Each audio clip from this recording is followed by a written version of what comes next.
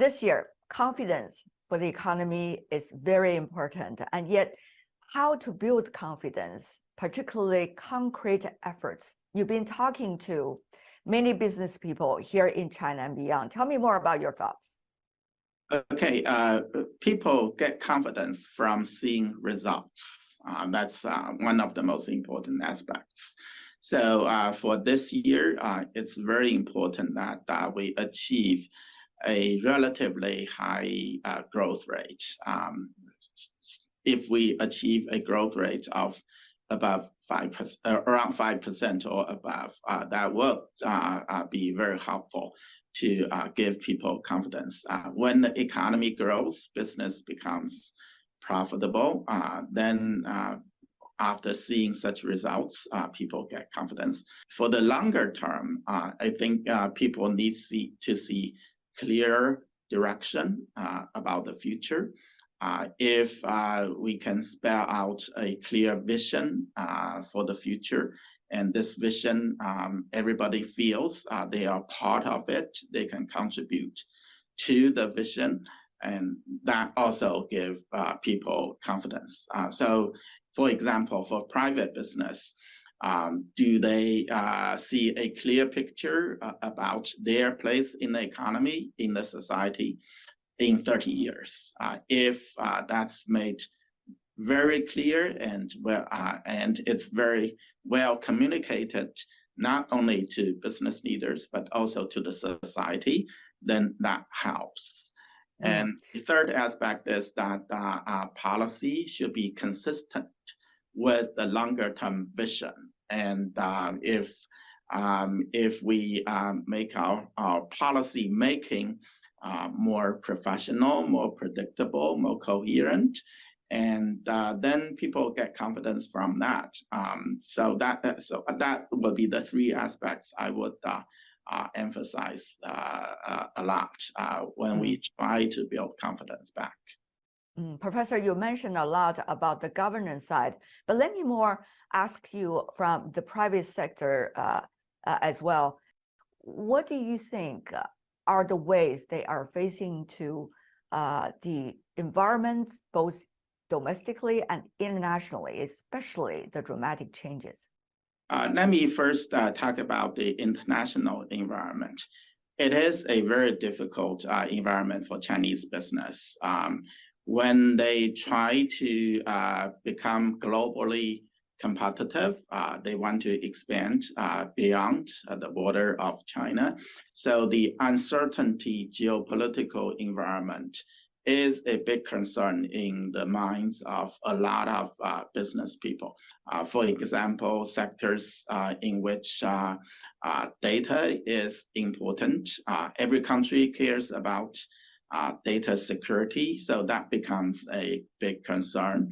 And in businesses where high tech is an important aspect, then at least in the US, they are not making it easy for Chinese businesses to get into high-tech business in high-tech sectors in other parts of the world, especially in the US. So this is a big difficulty for our business leaders.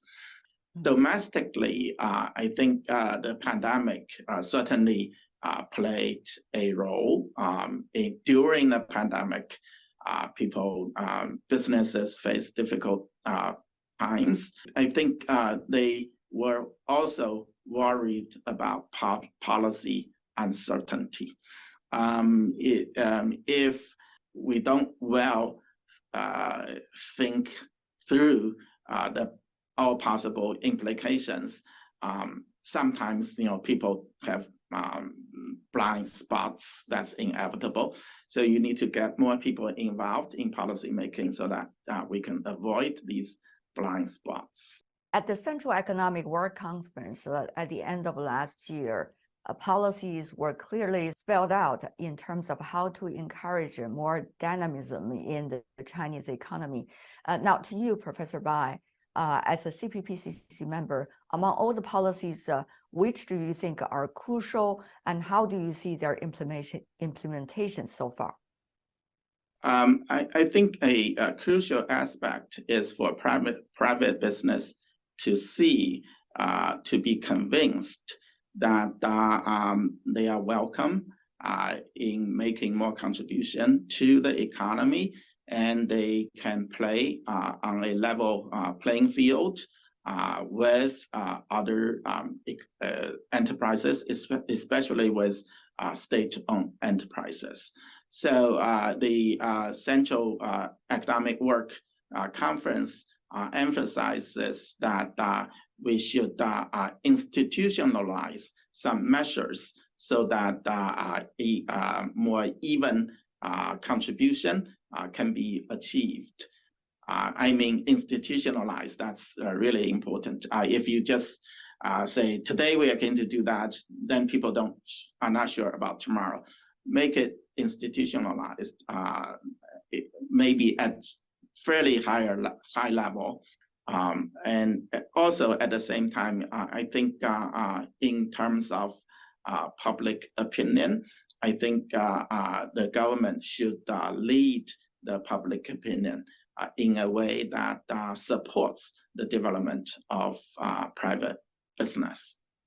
How do you see it is being done so far during the two sessions?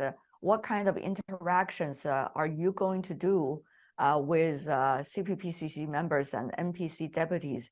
If we have learned something, I think it's the attitude toward private business. That's really important. This is reflected in some concrete ways. For example, when the government has a contract to build something, a lot of companies engage in a bidding process.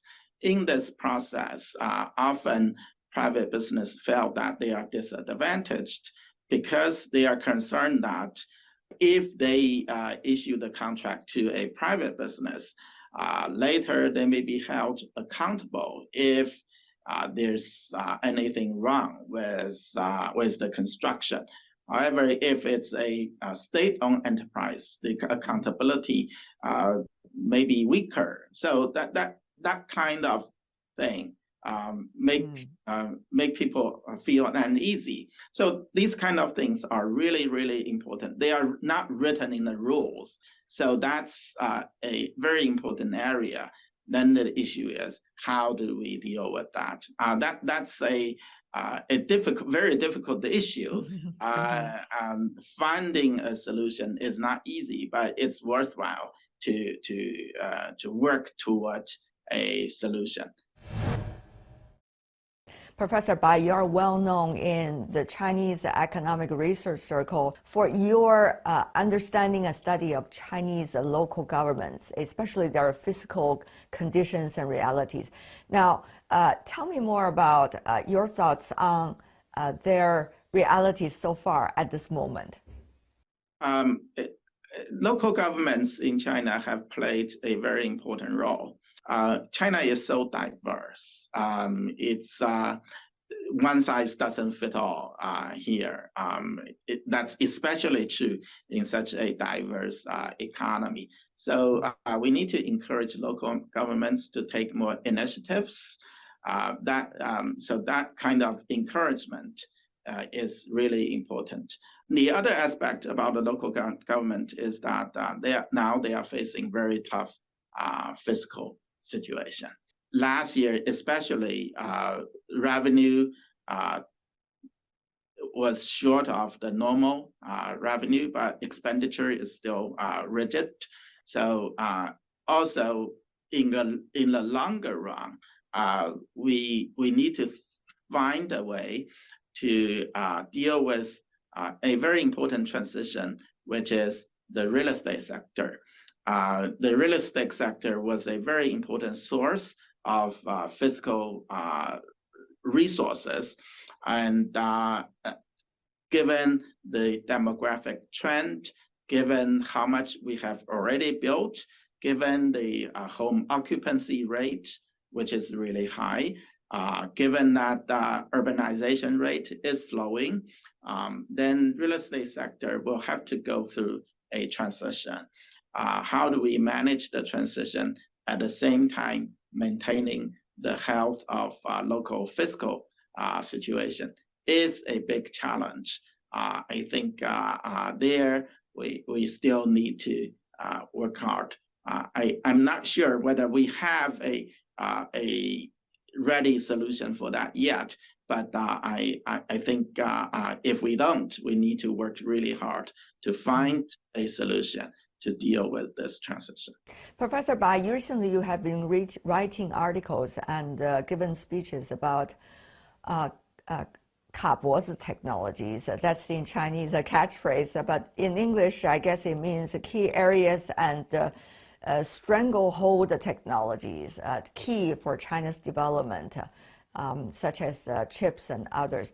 But there is a balance, as you mentioned earlier, between devoting resources to that, as well as make sure digging deeper into China's advantage of making applicable technologies on a larger scale to take advantage of those technologies. So do you have, as an economist, any suggestion about how this balance can be better tilted? First of all, finding solutions to these stranglehold issues is important. There is no denying of that. However, we shouldn't allow people to demonize companies that applies technology to create new business model to benefit society, to benefit consumers. There's division of labor in the economy. You shouldn't require everybody to do the same thing. I think that will be a very important issue. Create an environment in which all sorts of business can thrive, can prosper. You have companies, you have business dealing with these stranglehold issues. That's great. That's very good to the society. But for them to have resources to do that, you need the economy to develop so that we can have enough resource to develop basic research, to develop basic technology. Neither side should be looked down upon. So that's I think that's very important.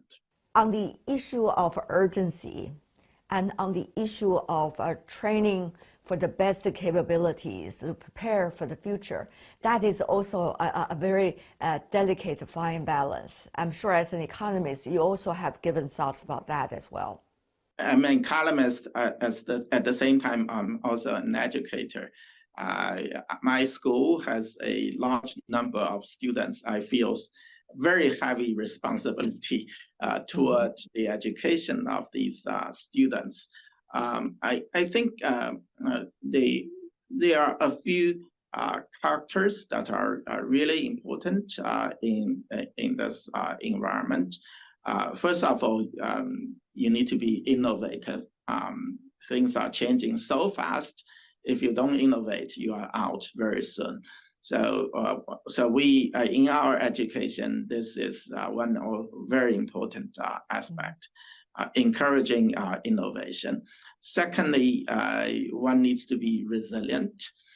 Things change. You are bound to face difficulties. How to deal with setbacks is an important aspect. So we create environments so that students has more opportunities to explore, and also we make sure that if they fail in their exploration, they are protected. The third area is communication. The world environment is becoming more difficult. We need to talk to people who have very different perspectives from us. How do you communicate with people from different backgrounds? And that's also a very important quality a future leader will have to have.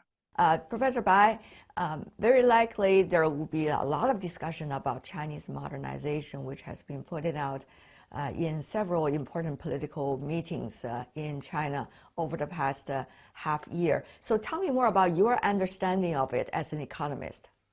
Chinese modernization will have to be built on the basis of the modernization of people, modernization of ideas.